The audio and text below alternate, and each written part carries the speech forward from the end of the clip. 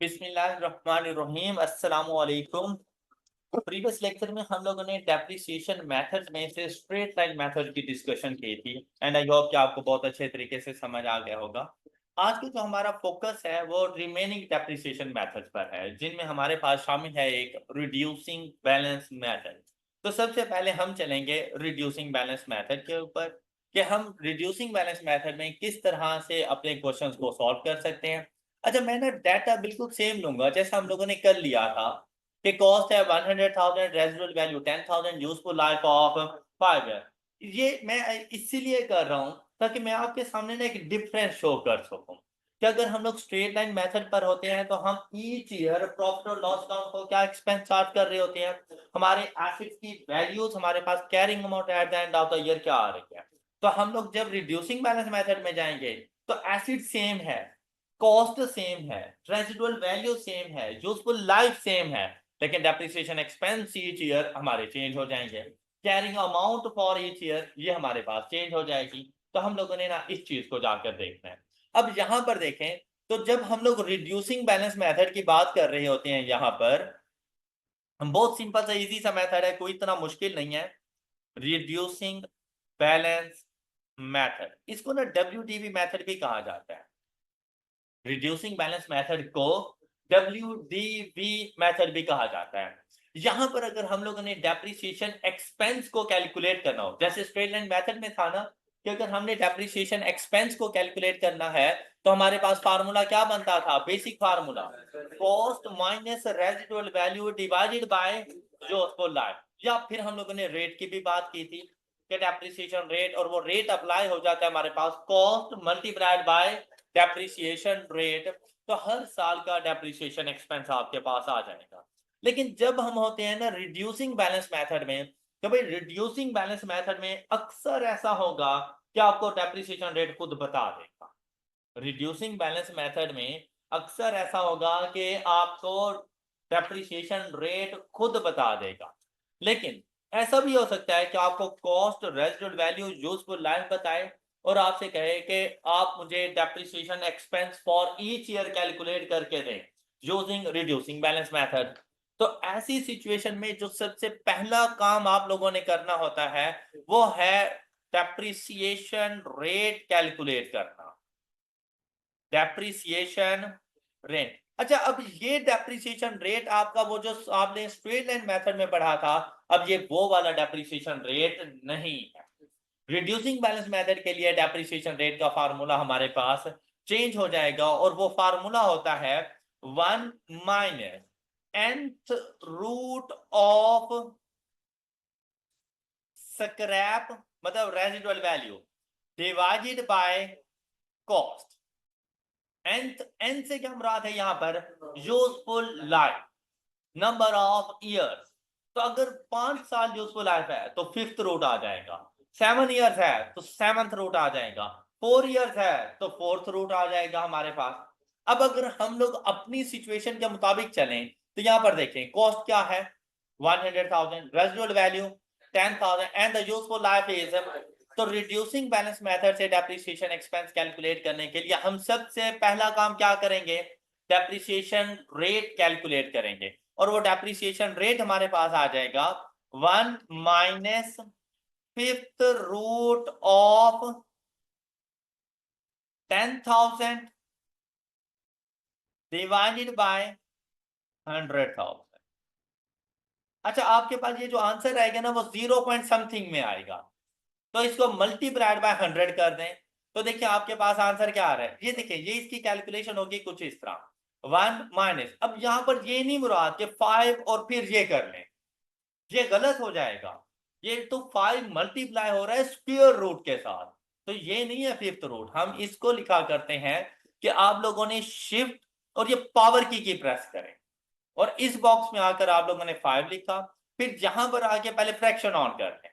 जहां पर residual value आपके पास आ जाएगी 10,000 divided by 100,000 is equal to, अब इसको मल्टीप्लाइड बाय 100 कर ले तो इन टर्म्स ऑफ परसेंटेज आपको आंसर मिला 36.9%। अच्छा, अब अगर आप लोग गौर करें ना, तो मैं थोड़ा सा राउंड ऑफ कर रहा हूँ वैल्यूज को, तो थोड़ा बहुत डिफरेंस, 1-2 रुपए का आपको डिफरेंस नजर आएगा। तो वो अगर कोई डिफरेंस होता है ना, वो बिल्कुल लास्ट ईयर में हम लोग जाकर एडजस्ट कर लेते हैं। आपको ये मेरी बात समझ आ गई? अच्छा, अब यहां पर depreciation expense for each year आपने कैलकुलेट करना हो, तो depreciation expense is equal to depreciation rate, वो जो आप लोगों ने ऊपर कैलकुलेट किया, को मल्टीप्लाई किया जाता है WDV ऑफ एन एसेट। अब देखिए, स्ट्रेट लाइन मेथड में क्या था, cost multiplied by depreciation rate. अब हर साल के लिए कॉस्ट तो सेम रहनी थी, तो हर साल का डेप्रिसिएशन एक्सपेंस भी सेम है। जबकि रिड्यूसिंग बैलेंस मेथड के अंदर जो डेप्रिसिएशन रेट अप्लाई किया जाता है वो WDV ऑफ एन एसेट, और हर साल एसिड की WDV डिफरेंट होती है। तो जब हर साल एसिड की WDV डिफरेंट है, तो उसका डेप्रिसिएशन एक्सपेंस भी डिफरेंट होगा। अच्छा, क्या आप बता सकते हैं कि क्या हर साल एसिड की WDV कम होती है या ज्यादा होती है? कम होती है, ड्यू टू डेप्रिसिएशन एक्सपेंस।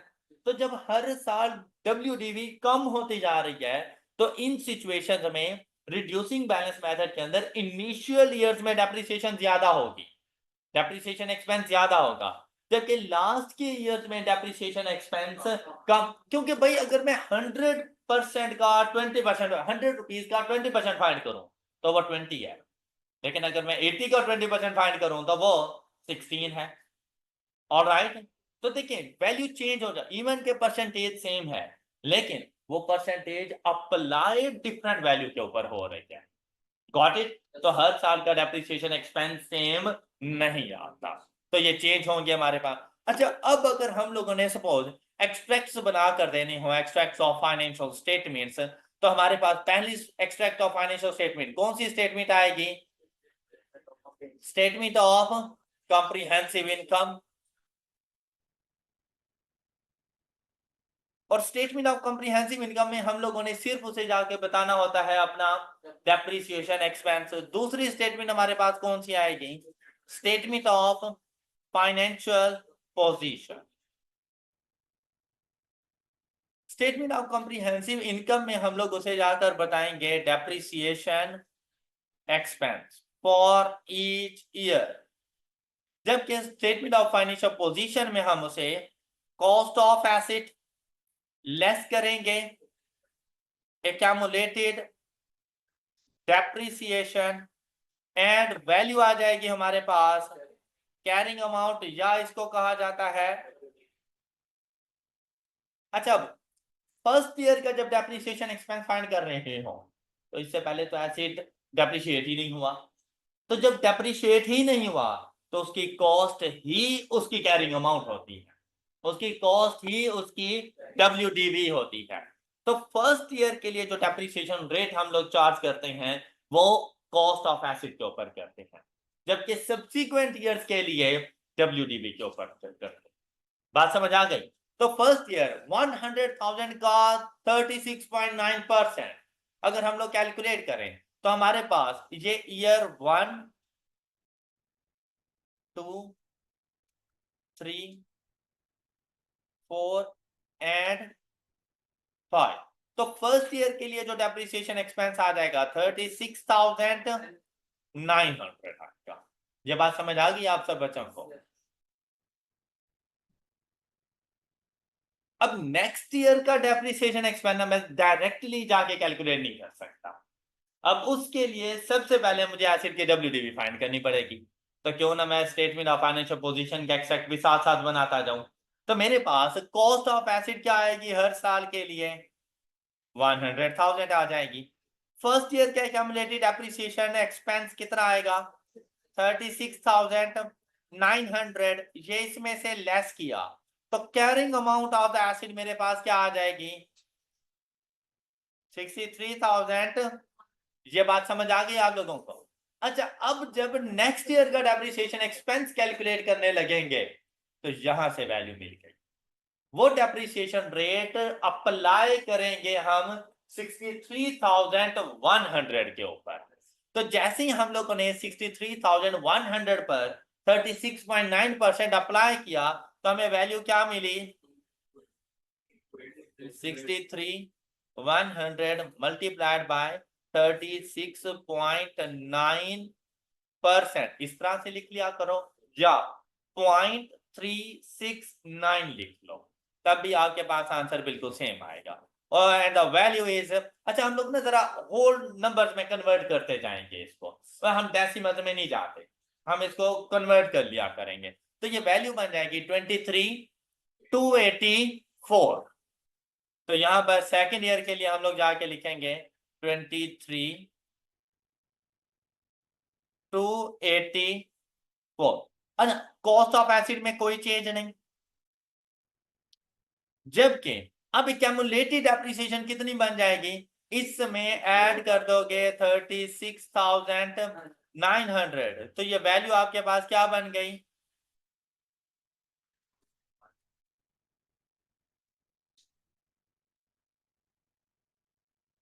हाँ जी 60,184 60,184। अब ये अगर 100 में से लेस कर दें 39816, अब इसका 36.9% फाइंड करें। अब देखिए अगले साल की सपोर्ट हमें कैरिंग अमाउंट नहीं करनी होती, तो इसलिए पहले कैरिंग अमाउंट फाइंड करते हैं। 14,692 100,000 एक्यूमुलेटेड डेप्रिसिएशन बताइए। 74,876 जी, 100 में से लेस करें 25,124, इसका 36.9% फाइंड करें 2512, ये नहीं, ये तो मैंने लिख लिया, इसका 36.9% फाइंड करके डेप्रिसिएशन एक्सपेंस बताएं। 9271, अच्छा 100,000 जी, कोई इशू है इसमें? अच्छा बताएं, एक्यूमुलेटेड डेप्रिसिएशन बताएं। 84,147, हाँ जी, द वैल्यू इज 15,853, हाँ जी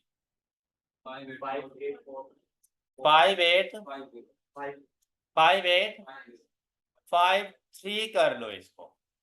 अब एंड पे जितना भी राउंडिंग ऑफ का डिफरेंस होता है ना, सारे का सारा एंड वाले को चार्ज कर देते हैं। अब जरा इसमें ऐड करोगे ना 84,147, तो आपके पास एग्जैक्ट 90,000 आ जाएगा, अदरवाइज वो 89,997 आ रहा था। चेक करो, बात नहीं समझ आई आप लोगों को? 3 रुपीज का डिफरेंस आ रहा था ना, क्योंकि हम लोगों ने डेप्रिसिएशन रेट को थोड़ा सा राउंड ऑफ किया था, तो वो डिफरेंस एंड पे आकर आप लोगों ने सेट कर लेना होता है।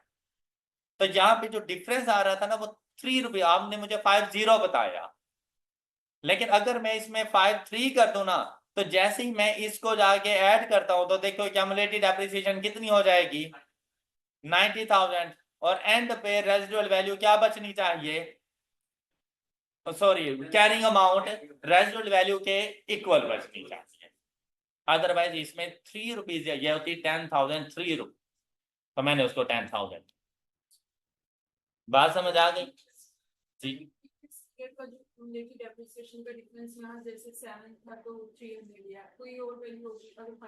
नहीं मतलब मैं ये देखूंगा कि 90,000 कैसे बनेगा, डेप्रिशिएबल अमाउंट 90,000 है ना, तो मुझे आइडिया हो गया था कि 90,000 बनाने के लिए ना इसमें 5853 ऐड करूं तो 90,000 बन जाएगा। क्लियर हो गई बात? ये बेसिक रूल होता है ना कि लास्ट ईयर में एक्यूमुलेटेड डेप्रिसिएशन का टोटल डेप्रिशिएबल अमाउंट के इक्वल, और हमारे पास कैरिंग अमाउंट रेजिडुअल वैल्यू के इक्वल होती है। और वैसे भी आप लोग देखो, अगर हम लोग कंप्लीट वो रेट उठाते हैं ना, तो हमें ये राउंडिंग ऑफ करने की जरूरत नहीं थी, फिर एग्जैक्ट वैल्यू आती है हमारे पास 90,000 एंड 10। कोई डाउट? बात क्लियर हो गई? अच्छा, अब अगर आप लोग यहां पर देखें तो हर साल डेप्रिसिएशन एक्सपेंस डिक्रीज हो रहा है, जबकि स्ट्रेट लाइन मेथड में अगर आप लोग देखें तो हर साल डेप्रिसिएशन एक्सपेंस सेम सेम था। यहां पर कैरिंग अमाउंट देखें इस तरह से हमारे पास आ रही है, और इसके लिए कैरिंग अमाउंट डिफरेंट वे में आ रही है। इनिशियल ईयर्स में डेप्रिसिएशन एक्सपेंस बहुत ज्यादा है, लेकिन जैसे ही with the passage of time depreciation expense decrease होता है। ये उन एसिड्स के ऊपर आप लोगों ने अप्लाई करना है जिनके बारे में आपको पता हो कि ये ऐसे एसिड्स हैं, इनकी नेचर ऐसी है जो अपनी लाइफ के इनिशियल स्टेजेस में तो बहुत अच्छी वर्किंग करेंगे, लेकिन जैसे ही वक्त गुजरता जाएगा तो इनकी एफिशिएंसी में डिक्रीज आता जाएगा। फ्यूचर में मिलने वाले बेनिफिट्स हमें डिक्रीज होंगे। जब बेनिफिट्स कम है तो एक्सपेंसिव भी कम चार्ज करता है, फिर स्ट्रेट लाइन मेथड इनके लिए सूटेबल नहीं रहता। क्लियर होगी बात? कोई इशू? हो जाएंगे सब? अच्छा नहीं, अब आप लोग यहाँ पर देखें तो यही सारी बातें यहाँ पर हैं। ये सारा क्वेश्चन बिल्कुल वैसे, ये देखें 36.9%। अगर आप लोग देखें तो इन्होंने भी लास्ट में जाकर बिल्कुल वही काम किया है कि जितना राउंडिंग ऑफ का 2 3 4 पे का डिफरेंस होता है ना, वो लास्ट ईयर को दे दिया जाता है। क्लियर? अच्छा, अब नेक्स्ट एग्जांपल नंबर 9 आपके पास मौजूद है। सर एग्जांपल नंबर 9 का सॉल्यूशन बताएं मुझे।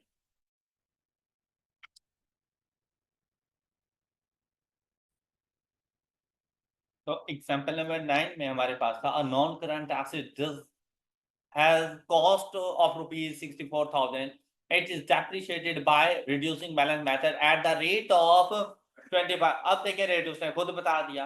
अच्छा, ये रेट डेप्रिशिएबल अमाउंट पे नहीं अप्लाई हो रहा होता। रिड्यूसिंग बैलेंस मेथड में हमें फर्स्ट ईयर के लिए कॉस्ट और सब्सीक्वेंट ईयर के लिए डब्ल्यूडीवी चाहिए, हमें डेप्रिशिएबल अमाउंट नहीं चाहिए। तो मतलब अगर रेट गिवन है तो रिड्यूसिंग बैलेंस मेथड के अंदर हमें रेजिडुअल वैल्यू की जरूरत नहीं पड़ती। Okay, what is the carrying amount at the end of year 3? तो अब इसके लिए क्या करेंगे? सबसे पहले 64,000 के ऊपर 25% चार्ज किया, तो हमारे पास फर्स्ट ईयर का डेप्रिसिएशन एक्सपेंस आ जाएगा 16,000। Year 1 depreciation 25%। साथ में ये जरा वर्किंग में लिख लेना, यहां पर 64,000 मल्टीप्लाइड बाय 25%, तो ये हमारे पास आया 16,000। फिर ये हमारे पास आ गई कैरिंग अमाउंट। नेक्स्ट ईयर का जब डेप्रिसिएशन एक्सपेंस फाइंड करना होगा 25%, वो बेसिकली कौन सी वैल्यू का है? 48,000 का। तो यहां पर ये लिख लो 48,000 मल्टीप्लाइड बाय 25%, और वैल्यू आ गई 12,000। अब ये 2 के एंड पर गए तो एसिड की कैरिंग अमाउंट क्या मिली? 36,000। अब जब ईयर 3 पे जाएंगे तो 36,000 का 25% is equal to 9,000, और at the end of year 3 the carrying amount of the asset is 27,000। क्या ये बात आपको समझ आ गई? अच्छा, अब यहां पर जरा गौर करें, मैंने आपको दो मेथड बता दिए। कौन कौन से? Straight line method and WDV find करने के लिए। जैसे स्ट्रेट लाइन मेथड में हर साल अगर आपसे सपोज यहाँ पे पूछ लिया जाता है ईयर 4 का की ईयर 4 के एंड पर एसिड की कैरिंग अमाउंट क्या होगी, तो हम लोग ये सारी कैलकुलेशन करते हैं और उसे बताते हैं कि 28,000। ऐसे ही था ना? अब यहां पर देखें भाई, यहां पर हम थोड़ा सा ना ऑल्टरनेटिव वे यूज कर सकते हैं, और वो ऑल्टरनेटिव वे हमारे पास क्या आता है? वो है हमारे पास एक छोटा सा फार्मूला। आप लोग फाइनेंस पढ़ के आए हुए हो, हमें राइट पढ़ा है ना फाइनेंस? तो फाइनेंस के अंदर आप लोगों ने simple interest and compound interest पढ़ा है। अच्छा, simple interest compound interest future value को फाइंड करने का फार्मूला आपको आता होगा। ऑलराइट, क्या सिंपल इंटरेस्ट में फ्यूचर वैल्यू फाइंड करने का फार्मूला क्या होता है हमारे पास? S is equal to future value find करने का फार्मूला एस से मुराद होता है फ्यूचर वैल्यू। ऑल्टरनेटिव वे बताने लगा।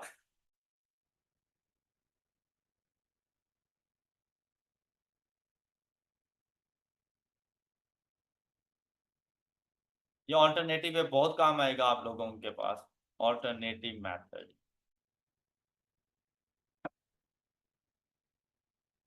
टू कैलकुलेट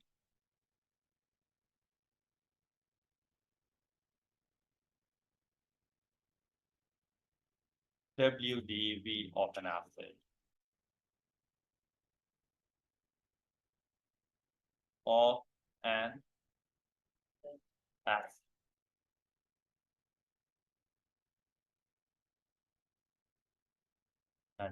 यहाँ पर आ जाएगा हमारे पास यूजिंग स्ट्रेट लाइन मेथड, यहाँ पर आ जाएगा हमारे पास using reducing balance method, straight line method.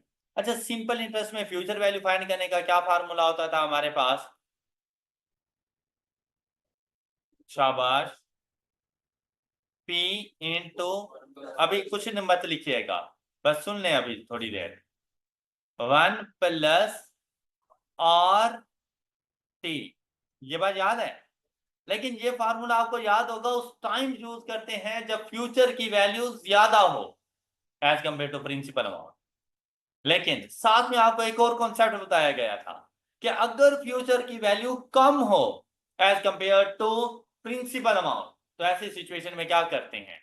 Plus की, अब देखिए भैया, ज्यादा हो रही है तो ऐड करेंगे, और अगर कम हो रही है तो ये फार्मूला बन जाता है आपके पास, S is equal to P into 1 minus RT। और वहां पे सबसे बेस्ट एग्जांपल डेप्रिसिएशन की ही दी जाती है कि डेप्रिसिएशन के केसेस में एसिड की कॉस्ट ज्यादा होती है इनिशियली, लेकिन with the passage of time value decrease होती है, तो फ्यूचर की वैल्यू हमें कम मिलती है।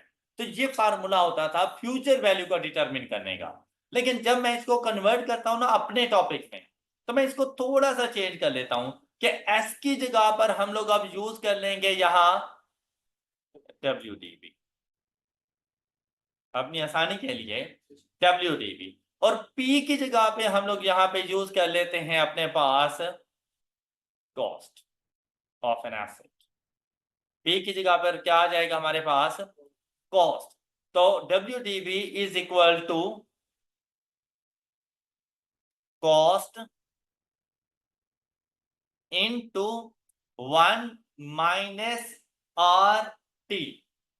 ऑलराइट, और यहां पर R से क्या मुराद है? यहां R से क्या मुराद है हमारे पास? यहां डेप्रिसिएशन रेट। तो यहां पर हम लोग लिख लेंगे इसको डेप्रिसिएशन रेट, और टाइम से मुराद है कि कितने अरसे बाद, मतलब यहां पर टाइम से मुराद यूजफुल लाइफ नहीं है, यहां पर टाइम से क्या मुराद होगा हमारे पास कि हमें कितने अरसे बाद उस एसिड की WDV चाहिए। अगर 3 साल बाद के लिए चाहिए तो यहाँ पर T 3 years आ जाएगा, अगर 5 साल बाद के लिए चाहिए तो T 5 years चला जाएगा। 1 minus depreciation rate multiplied by time. हाँ जी, ये बात समझ आई। अच्छा, अब यहां पर देखिएगा, हम लोग एक एग्जांपल यहीं पे कर लेते हैं, इसी क्वेश्चन जो ऊपर हमने सॉल्व किया। एसिड की कॉस्ट क्या थी? 100,000 इंटू 1 माइनस डेप्रिसिएशन रेट। जब हमने कैलकुलेट किया था कॉस्ट के लिए, तो वो हमारे पास क्या आया था? कॉस्ट के लिए डेप्रिसिएशन रेट 18%। तो हम लोग यहां पे लगा देना है 18% मल्टीप्लाइड बाय, सपोज हम लोग चाहते हैं कि 3 years के एंड पर एसिड की WDV क्या होगी, तो मल्टीप्लाइड बाय 3। जरा कैलकुलेट करो क्या वैल्यू आ रही है आपके पास? 46,000। ऑलराइट, अब जाके जरा चेक करना, ये देखो ये 3rd year के एंड पर क्या वैल्यू आ गई, तो डायरेक्ट जंप लगा दिया। Got it? यही काम हम लोग अगर रिड्यूसिंग बैलेंस मेथड में हो तब भी कर सकते हैं। लेकिन रिड्यूसिंग बैलेंस मेथड में आपको याद है कंपाउंड इंटरेस्ट का फार्मूला, तो रिड्यूसिंग बैलेंस मेथड के अंदर कंपाउंड इंटरेस्ट का फार्मूला, स्ट्रेट लाइन मेथड के अंदर सिंपल। तो अब वो फार्मूला थोड़ा सा रिस्ट्रक्चर करते हैं हम लोग, क्या कि फ्यूचर वैल्यू की जगह पर हम लोग जाके लिखेंगे इज इक्वल टू P की जगह पर 1 minus depreciation rate raised to power time t। बस यही तो सिंपल और कंपाउंड इंटरेस्ट में डिफरेंस होता था कि रेट मल्टीप्लाइड बाय टाइम हो तो simple interest, and 1 minus depreciation rate raised to power time हो तो कंपाउंड इंटरेस्ट। अब यहां पर देखें, एग्जांपल करते हैं। कॉस्ट ऑफ एसिड क्या है? 100,000 into 1 minus rate of depreciation हमारे पास कितना है? 36.9%। सपोज के 3 इयर्स, अब आप पे डिपेंड करता है, 2 3 4 जो मर्जी कर लो। सपोज के 3 इयर्स, देखना क्या वैल्यू आ रही है आपके पास। 2 5 1 2 4, ये देखिए थर्ड ईयर के एंड पर चेक करें 2 5 1 2 4। क्लियर हो गई बात? बात क्लियर? तो आपको नहीं लगता कि हमारा ये वाला जो फार्मूला क्वेश्चन था ये एक स्टेप में सॉल्व हो सकता था? कैसे? 64,000 cost of acid, 64,000 into 1 minus 25% raised to power 3 is equal to, all right, एक स्टेप में इसका आंसर आ सकता था। क्लियर हो गई बात? अच्छा, फिर अगर सपोज यहाँ की क्यूमुलेटिव डेप्रिसिएशन बतानी हो तो बेटा देखें क्यूमुलेटिव डेप्रिसिएशन हमारे पास क्या होती है? अच्छा ये बताएं, WDV ऑफ एन एसिड हमारे पास क्या होती है? WDV ऑफ एन एसिड हमारे पास क्या होती है? Is equal to cost minus accumulated. तो बेटा अब इस सिचुएशन में आपके पास कॉस्ट भी है, WDV भी है, तो क्या आप एक्यूमुलेटेड डेप्रिसिएशन डिफाइन कर सकते हैं? तो फिर एक्यूमुलेटेड डेप्रिसिएशन आपके पास क्या बन जाएगी? एक्यूमुलेटेड डेप्रिसिएशन क्या बन जाएगी? कॉस्ट माइनस, बस जी अब एक्यूमुलेटेड डेप्रिसिएशन आ जाएगी अगर जरूरत हो तो। डन।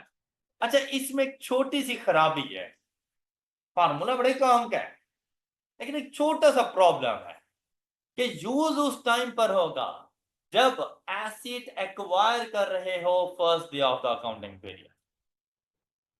अगर एसिड एक्वायर कर रहे हो ड्यूरिंग द ईयर और फर्स्ट ईयर में ही आपने टाइम फ्रैक्शन लगा दिया, फार्मूला काम नहीं करेगा।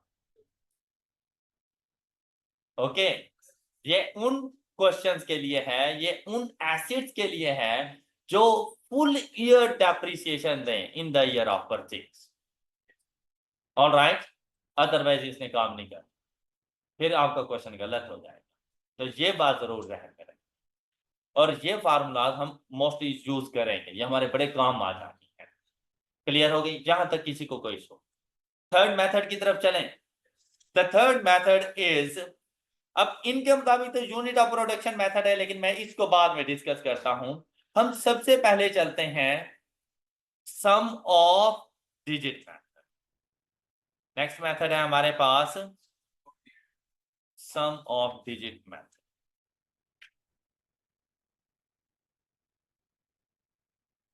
सम of digit method,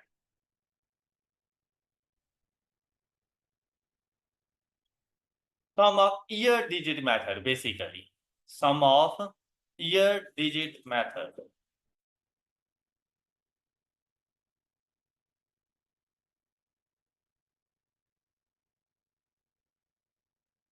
sum of year digit method. अच्छा, अब इसके मुताबिक हम लोगों ने किस तरह से डेप्रिसिएशन एक्सपेंस की कैलकुलेशन करनी है, उसके लिए हमारे पास है जो फार्मूला हम लोग यूज करते हैं वो हमारे पास आ रहा है, depreciation expense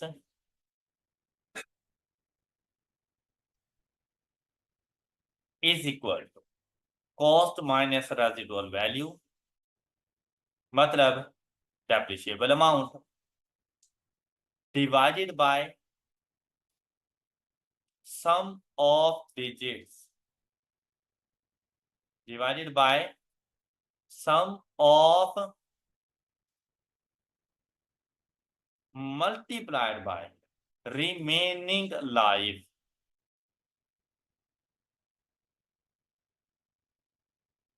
multiplied by remaining life। ये इसका फार्मूला होता है डेप्रिसिएशन एक्सपेंस को कैलकुलेट करने का formula, cost minus residual value divided by sum of digits multiplied by remaining life. अब अगर हम लोग यहाँ पे बात करें ना कि भाई मैंने जाके स्टेटमेंट ऑफ कॉम्प्रिहेंसिव इनकम में डेप्रिसिएशन एक्सपेंस बताना है, तो उसके लिए देखिए कॉस्ट कोई मसला नहीं है, रेजिडुअल वैल्यू कोई मसला नहीं है, मसला किस चीज का आ रहा है हमारे पास, सम ऑफ डिजिट्स का। सम ऑफ डिजिट से क्या मुराद है,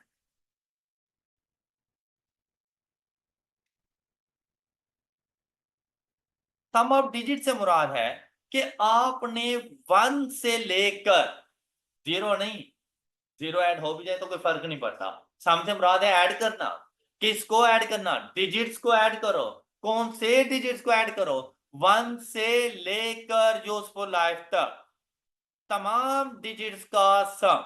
अब मेरे पास एसिड की यूजफुल लाइफ क्या है, तो 1 से लेकर 5 तक तमाम डिजिट्स को ऐड करो, 1 + 2 + 3 + 4 + 5। अगर सपोज 8 होती तो +6 +7 +6 मैं ऐड कर देता इसको, तो मेरे पास इनका टोटल क्या बन गया 15, तो डिनोमिनेटर बनेगा 15। ये बात क्लियर हो गई, यहां तक किसी को कोई शो, डिनोमिनेटर बनेगा 15। अगर सपोज 6 ईयर लाइफ होती तो डिनोमिनेटर क्या बन जाता 21, 7 ईयर्स होती तो डिनोमिनेटर क्या बन जाता 28, अगर सपोज 15 ईयर्स होती तो डिनोमिनेटर क्या बन जाता, तो बस हो जाती है, मतलब फिर बैठ जाओ फिर ऐड करने। सपोज अगर बिल्डिंग हो और building is useful life of 25 साल, तो फिर 25 तक ऐड करने बैठ जाओ, तो ऐसी कोई बात नहीं। अब आ जाते हैं फार्मूले, पर अगर कम हो तो फिर तो ये वाला मेथड भी अप्लाई हो सकता है, लेकिन अगर यूजफुल लाइफ ज्यादा हो तो ऐसा नहीं है ऐड करने बैठ जाओ तो 5 मिनट तो उधर ही गए, तो हम उस सिचुएशन में इसका फार्मूला अप्लाई कर लेते हैं। और इसका फार्मूला हमारे पास होता है, क्योंकि में आप लोगों ने अरिथमेटिक प्रोग्रेशन पढ़ा है, एपी तो है ये अरिथमेटिक प्रोग्रेशन, क्या first term is 1, common difference is 1, और जितनी जो उसको लाइफ है लास्ट टर्म वही है, ऐसा नहीं है जितनी number of terms last term भी वही है। अब नंबर ऑफ टर्म्स 5 है तो लास्ट टर्म भी तो 5 ही है। हाँ, तो अरिथमेटिक प्रोग्रेशन के सम का फार्मूला अप्लाई हो जाता है। पर अब आपको उस झंझट में जाने की नहीं जरूरत, आपने आना, ये उन बच्चों के लिए जवाब है जो कहते हैं कि क्यूएम आगे यूज नहीं होती, क्यूएम आगे बहुत यूज होती है, अच्छी खासी यूज होती है। अब देखो फाइनेंस से भी हम लोगों ने फार्मूलाज निकाल लिए, एपीजीपी के पास भी हम लोग पहुंच गए, तो अच्छी खासी यूज होती है आगे। अच्छा अब सुनिएगा, अब इसके लिए जो हम लोगों ने फार्मूला यूज करना है वो फार्मूला हमारे पास बनेगा कुछ इस तरह से, n into n+1 divided by 2, n से मुराद है useful life, n into n+1 divided by, अब आपको ये जानने की जरूरत नहीं है कि फार्मूला बना कैसे है, आपसे ये डेरिवेशन नहीं पूछी जाएगी। अब अगर हम ऊपर वाले क्वेश्चन को ही देखें तो n की वैल्यू क्या है, तो क्या करेंगे 5 इंटू 5 + 1 डिवाइडेड बाय, तो the answer is, got it. अब बताओ अगर 15 ईयर यूजफुल लाइफ हो तो सम ऑफ डिजिट क्या बन जाएगा 120, 120। अगर 20 ईयर यूजफुल लाइफ हो तो सम ऑफ डिजिट क्या बन जाएगा 210। चेक किया, चेक भी क्या करो, मेरी बात पे वैसे यस सर ना बोल देना, मैं कभी गलती करके आपसे पूछ रहा हूँ। हाँ शाबाश, अब इजी नहीं हो गया काम। तो सम ऑफ डिजिट के लिए डिनोमिनेटर, अगर डेप्रिसिएशन एक्सपेंस को कैलकुलेट करने के लिए डिनोमिनेटर फाइंड करना है तो फार्मूला क्या होगा n into n plus 1 divided by 2। Clear होगी बात। अब बात आती है रिमेनिंग यूजफुल लाइफ की। अच्छा, रिमेनिंग यूजफुल लाइफ अगर मैं आपसे बात करूं, डेप्रिसिएशन एक्सपेंस जरा कैलकुलेट करते हैं। ये देखिए, हम लोग बनाने जा रहे हैं स्टेटमेंट ऑफ कॉम्प्रिहेंसिव। देखिए, अगर डेप्रिसिएशन एक्सपेंस की समझ आ जाए तो स्टेटमेंट ऑफ फाइनेंशियल पोजीशन तो बन ही जाएगी हमसे। एम आई राइट? चलें, गुड, चेक करते हैं। डेप्रिसिएशन एक्सपेंस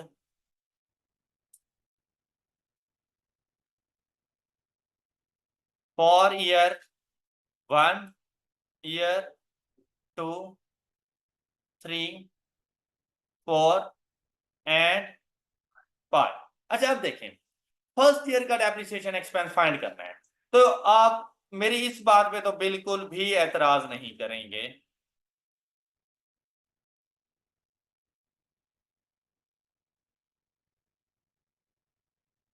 हाँ जी, करेंगे एतराज? इस बात पे एतराज करेंगे? सही कुछ लिखा हुआ है ना, सब कुछ कैलकुलेशन के लिए।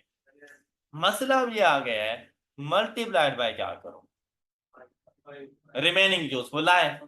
तो रिमेनिंग, भाई मैंने एसिड को परचेज किया हुआ है 1 जनवरी ईयर 1, जबकि मैं खुद अब कहां पे मौजूद हूँ? 31 दिसंबर ईयर 1 पे मौजूद हूँ। एसिड का 1 साल वैसे गुजर चुका है। 1 साल गुजर चुका है तो डेप्रिशिएट होने के लिए आया है। ऐसा थोड़ी है जिस दिन परचेज किया उसी दिन मैं उसको डेप्रिशिएट करूंगा। अगर सपोज मैंने 31 दिसंबर को एसिड परचेज किया हुआ होता तो क्या मैं उसको डेप्रिशिएट करता? नहीं, अभी यूज ही नहीं हुआ तो डेप्रिशिएट क्यों करता? अब एसिड की 1 साल की जिंदगी गुजर चुकी है। अब अगर मैं 31 दिसंबर ईयर 1 पे खड़ी होके फ्यूचर को देखूं ना, तो क्या मुझे आगे फ्यूचर में उसकी रिमेनिंग यूजफुल लाइफ 5 साल नजर आ रही है? कितनी? 4 साल। अब बजाहिर 4 साल है, लेकिन मल्टीप्लाइड बाय 4 नहीं कर। ओके, अब रिमेनिंग लाइफ तो लिखी हुई थी, अब कुछ बच्चे यही बात सोच लेते हैं कि भाई मैं तो इस डेट पे मौजूद हूँ, उसके बाद तो एसिड की लाइफ में 4 साल बाकी रह गए। और बात हकीकत भी है ना ऐसा? लेकिन आप ये देखो कि क्या आपने एसिड को डेप्रिशिएट किया है? क्या आपने एसिड को डेप्रिशिएट किया है? अभी तक नहीं किया। तो कितने अरसा डेप्रिशिएट करना है उसको? तो अभी तो 500 बाकी हैं। ओके, तो मतलब जो रिमेनिंग लाइफ देखनी है ना, from the end of the period नहीं देखनी है, from the start of the period देखनी। तो ये बात भी की है आपने। तो यहां पर मल्टीप्लाइड बाय इसका जो फैक्टर आएगा, एडजस्टिंग फैक्टर, वो क्या आ जाएगा हमारे पास? Multiplied by 5। इसके लिए आ जाएगा 5। और डेप्रिसिएशन एक्सपेंस कैलकुलेट करेंगे 30,000। सही है ना? सही कैलकुलेट किया है। हाँ, गॉट इट। तो जब सेकंड ईयर के लिए जाऊंगा तो मैं डायरेक्टली 90,000 लिख लू, डेप्रिशिएबल अमाउंट डिवाइडेड बाय अच्छा, अब मल्टीप्लाइड बाय, अब देखो ना 4 साल अभी इसने मजीद डेप्रिशिएट होना है, तो मल्टीप्लाइड बाय, मतलब आप सेकंड ईयर में खड़े होके ये देखो कि आप इससे पहले उसको कितना अर्थ डेप्रिशिएट कर चुके हो। 1 ईयर, यूजफुल लाइफ कितनी है?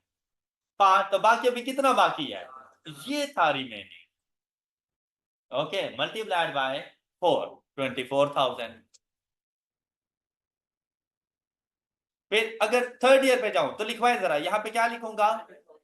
90,000 divided by and multiplied by. अब देखिए 2 साल डेप्रिशिएट हो चुका है आउट ऑफ 5, तो अभी 3 साल बाकी है, तो multiplied by 3, 18,000। Got it? Fourth year के लिए 90,000 divided by multiplied by 2, 12,000। 90,000 divided by multiplied by last year है अब ये 16,000। Got it? बात क्लियर? अच्छा, मैंने इसका मतलब एक शॉर्टकट है इस तरह का, शायद फ्यूचर में आपके कभी काम आ जाए। देखिए भाई, एसिड की यूजफुल लाइफ कितने साल है, तो आपने फर्स्ट ईयर के लिए डेप्रिशिएट करना है, सेकंड के लिए करना है, थर्ड के लिए करना है, फोर्थ के लिए करना है, और एम आई राइट? तो देखो यूजफुल लाइफ इस तरह से चल रही है, और जो इसका एडजस्टिंग फैक्टर आना है वो इसके उलट में चलेगा। 5 4 3 2 1, इसका उलट कर,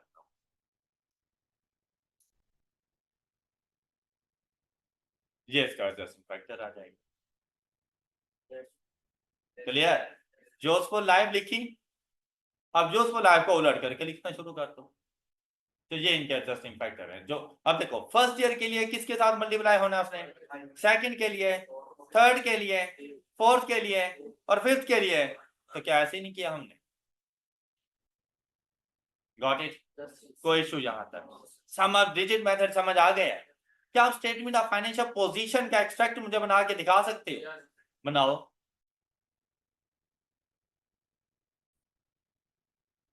अच्छा, अब आप लोगों के लिए सेकंड स्टेटमेंट के एक्सट्रैक्ट बनाना ना बहुत ज्यादा इजी था, मतलब अब एज सच कोई मुश्किल चीज नहीं थी उसमें। फर्स्ट स्टेटमेंट हम लोगों ने कौन सी बनाई थी अपने पास, स्टेटमेंट ऑफ,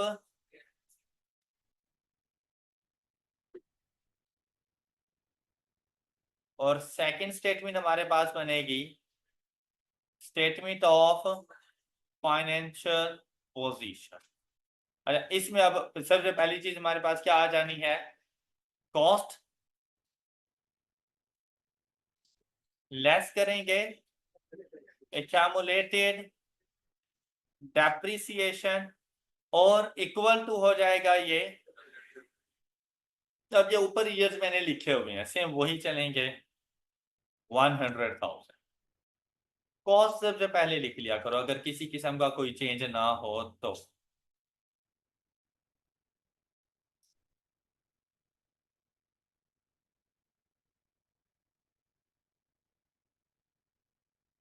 अब कैमुलेटेड डेप्रिसिएशन हेल्प करेगा डेप्रिसिएशन एक्सपेंस।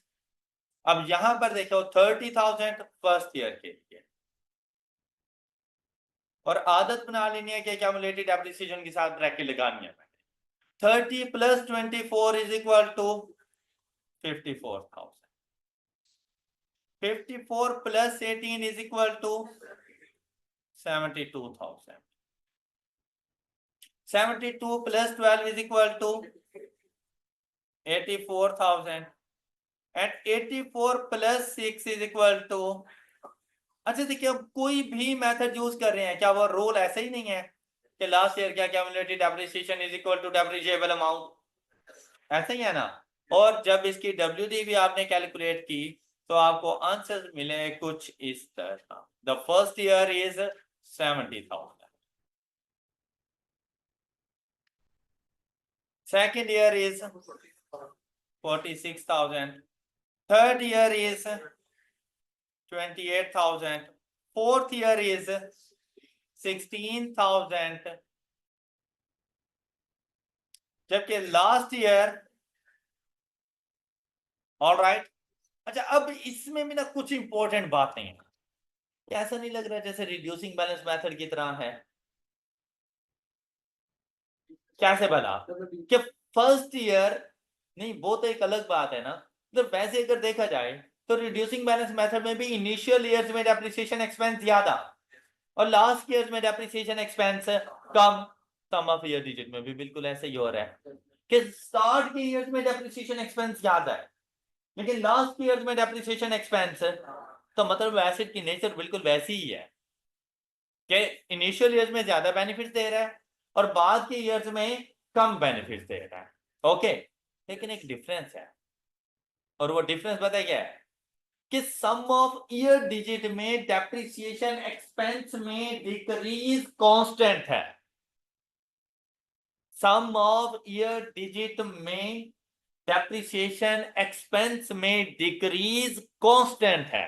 देखो 30 से 24 कितने का डिक्रीज है, 6 का, 24 से 18, 18 से 12, 12 से 6, हर साल कांस्टेंट डिक्रीज है। लेकिन अगर हम लोग जाएं रिड्यूसिंग बैलेंस मेथड के अंदर तो आपको डिक्रीज नजर आ रहा है, लेकिन कांस्टेंट नहीं है।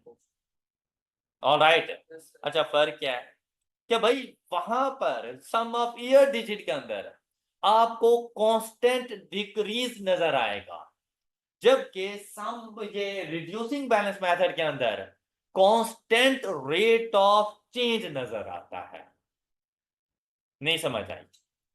सम ऑफ ईयर डिजिट के अंदर एक्चुअल वैल्यूज के अंदर जो डिक्रीज है, एक्चुअल वैल्यूज में जो डिक्रीज है वो कांस्टेंट अमाउंट का है, जबकि रिड्यूसिंग बैलेंस मेथड में डिक्रीज कांस्टेंट परसेंटेज का है। कांस्टेंट परसेंटेज कि हर साल का डेप्रिसिएशन एक्सपेंस 36.9% से डिक्रीज हो रहा है। ऑलराइट, रिड्यूसिंग बैलेंस मेथड में डेप्रिसिएशन में decrease constant rate of change के साथ है, कांस्टेंट रेट का चेंज है।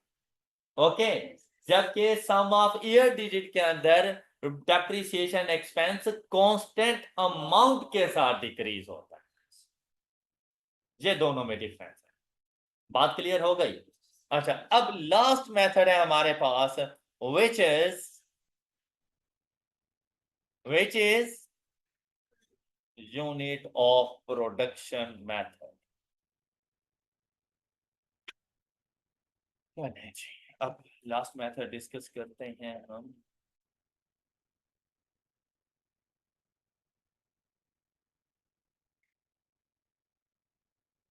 ऐसा कोई स्टूडेंट जिसको बातों की समझ ना आ रही हो या ये चीज मुश्किल लग रही हो, देखिए भाई स्टार्ट से ही इंटरेस्ट लेके चलेंगे, मेरे साथ साथ चलेंगे, तो आपको कभी नाकामी का सामना नहीं करना पड़ेगा। लेकिन अगर आज का लेक्चर नहीं समझ आया और हम आगे बढ़ते गए और कल का फिर नहीं समझ आया और आपने कोई बात इस तरह की डिस्कस भी नहीं की, तो ये आपके लिए बहुत बड़ा प्रॉब्लम बन जाएगा। तो आपने इस प्रॉब्लम से बचना है। बेसिकली क्लास इन्वायरमेंट दिया ही इसलिए जाता है, अगर हर किसी से बुक नॉलेज पे स्टडी हो जाती, सेल्फ स्टडी से पेपर्स पास हो जाते हैं, तो फिर तो सारे इंस्टीट्यूट बंद हो जाते हैं। तो टीचर्स के पास आने का बेसिक मकसद ही यही होता है कि जो चीजें हमें वहां पे समझ नहीं आ सकती, बुक के रीडिंग के साथ हम टीचर के साथ डिस्कस कर सकें। तो जब तक आप हमारे साथ डिस्कस नहीं करेंगे, हमें यही लग रहा होता है कि हम अपने बेस्ट दे रहे हैं और बेस्ट मेथड के मुताबिक हम लोग पढ़ा रहे हैं, लेकिन ये जरूरी नहीं कि वही मेथड सबके लिए हो। किसी बच्चे को वो मेथड नहीं समझ आ रहा होता, तो जब तक आप हमें बताएंगे नहीं, हमें पता नहीं चलेगा। तो अगर किसी के साथ भी इस किस्म का कोई इशू हो, तो भाई आप सब बच्चों की इक्वल इंपॉर्टेंस है। तो आप सब बच्चों ने ये नहीं सोचना कि यार दूसरे को समझ आ गया, मुझे नहीं आया तो मुझ में ही कोई खराबी होगी। भाई उसकी खराबी को दूर करने के लिए तो इधर बैठे हैं। तो आपने बताना है कि नहीं सर नहीं समझ आया, इस चीज को दोबारा से बताएं। तो एक टीचर के पास हजारों मेथड्स होते हैं एक ही चीज के पढ़ाने के। हाँ ये अलग बात है, फर्स्ट में हम अपना बेस्ट दे रहे हैं। ओके, तो आपने मेरे साथ साथ बस रहना है, मुझसे आगे भी नहीं जाइएगा। ये ना हो कि कोई स्पीड ब्रेकर आए और आप गिरे और आपके दांत टूट जाएं। तो आपने मेरे साथ साथ रहना है, ताकि आपको पता हो कि आगे कोई मुश्किल आने वाली है तो मैं आपको बता सकूं कि इसको फेस कैसे करना है। ऑल राइट, अच्छा जी, अब हम लोग चले output method, unit production method, इसके ऊपर।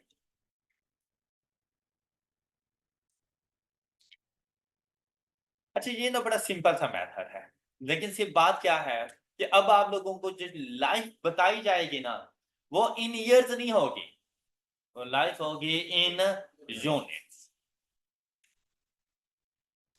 Output method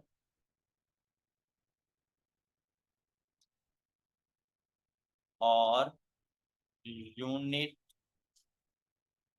of production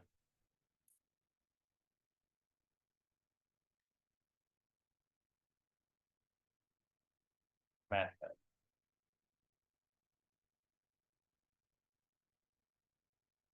output method और यूनिट ऑफ प्रोडक्शन मेथड। इस मेथड में अगर हम लोगों ने डेप्रिसिएशन एक्सपेंस कैलकुलेट करना हो, तो उसके लिए हम लोग सबसे पहले cost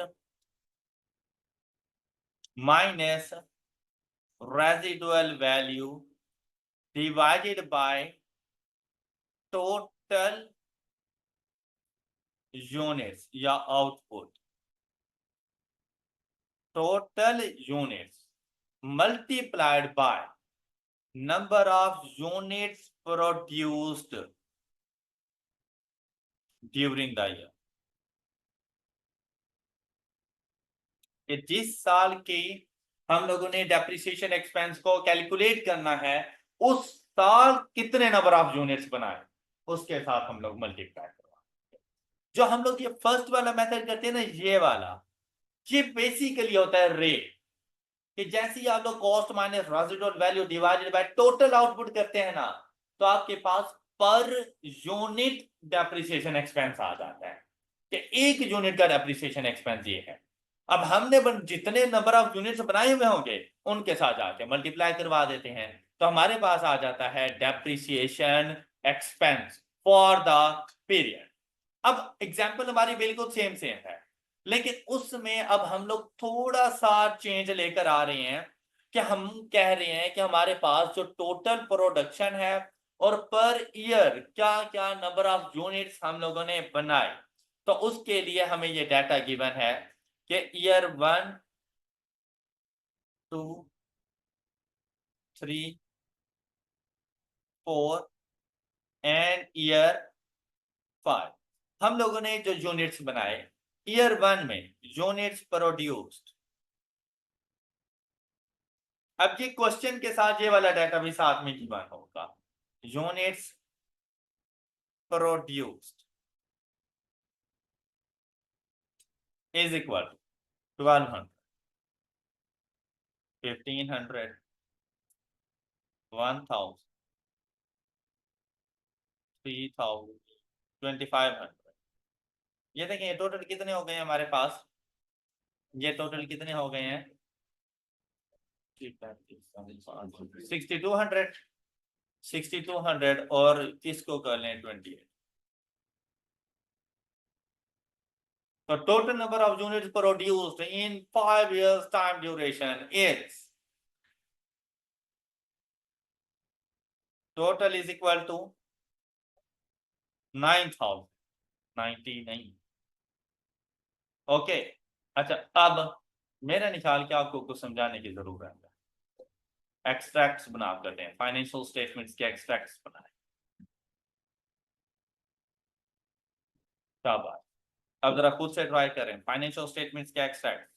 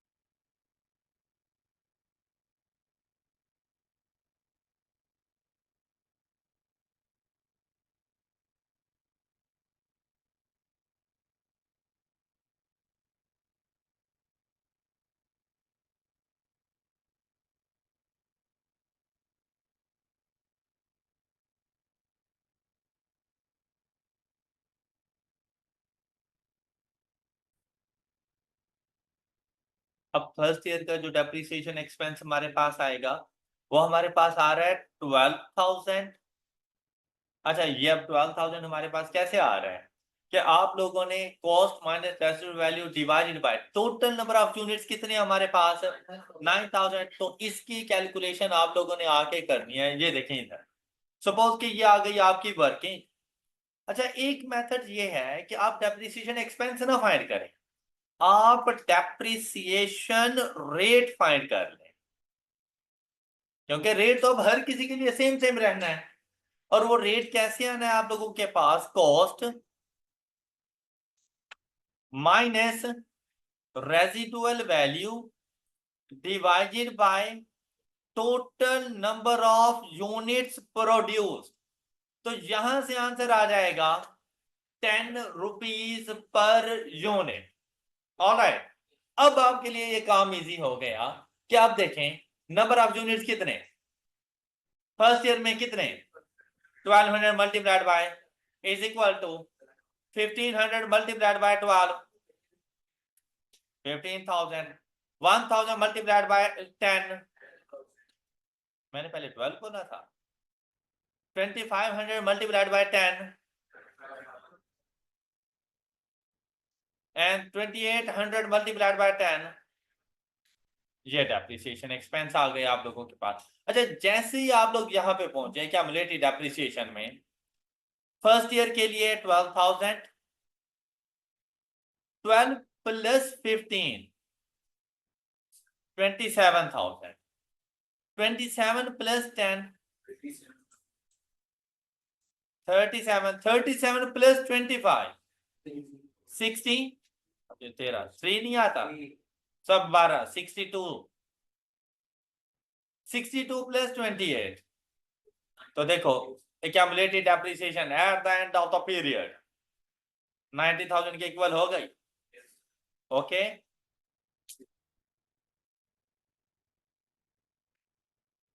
and the carrying amount of the asset यहां पर आ गया 88,000 100 minus 27 73,000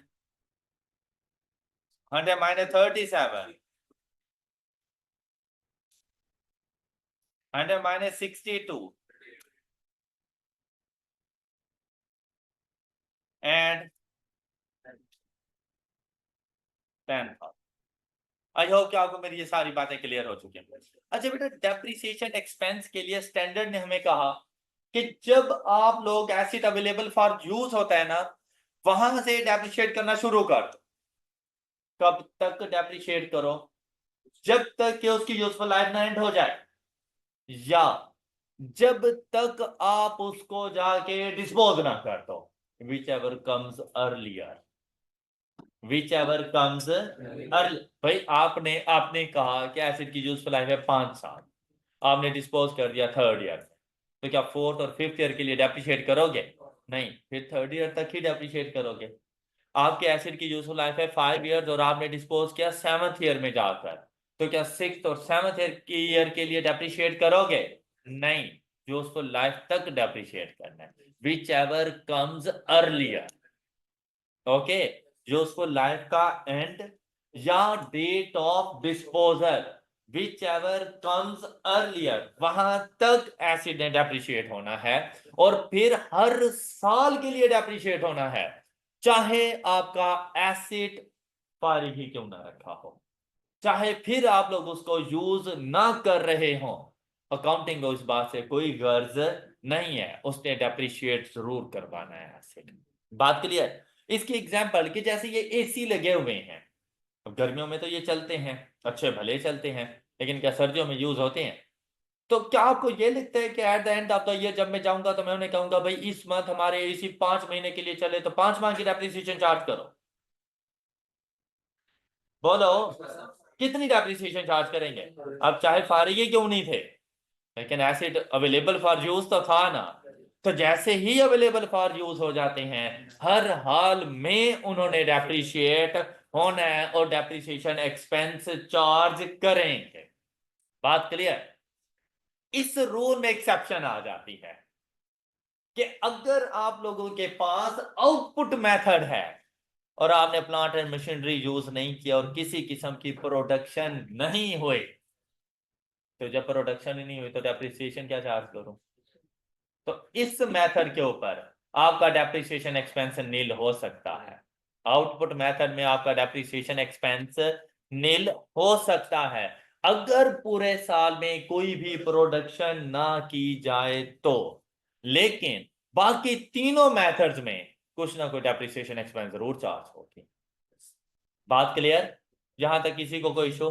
अब अगर आप लोग अपनी बुक की तरफ जाएं तो यूनिट प्रोडक्शन मेथड आपको अच्छे से समझ आ जाएगा। आप चाहे एग्जाम्पल नंबर 10 कर लीजिएगा जरा। एग्जाम्पल नंबर 10 को सॉल्व कर लीजिएगा। सोल्यूशन देखने की ऐसा जरूरत नहीं है आप लोगों को। और एग्जाम्पल नंबर 11 हम लोग सॉल्व कर चुके हैं, तो आप लोगों ने ना एग्जाम्पल नंबर 12 को जरा सॉल्व कर लेना है। एग्जाम्पल कर चुके हैं, आप लोगों ने एग्जाम्पल नंबर 12 को सॉल्व कर लेना है। और बाकी इंशाल्लाह ये थोड़ी बहुत जो डिस्कशन वगैरह है इंशाल्लाह हम लोग नेक्स्ट लेक्चर में डिस्कस करेंगे। आई होप कि यहाँ तक की सारी बातें कॉन्सेप्ट वगैरह आप सब बच्चों को अच्छे तरीके से समझ आ चुके होंगे। That's all for today. अपना बहुत सा ख्याल रखिए, नेक्स्ट लेक्चर में मिलते हैं। अल्लाह हाफिज।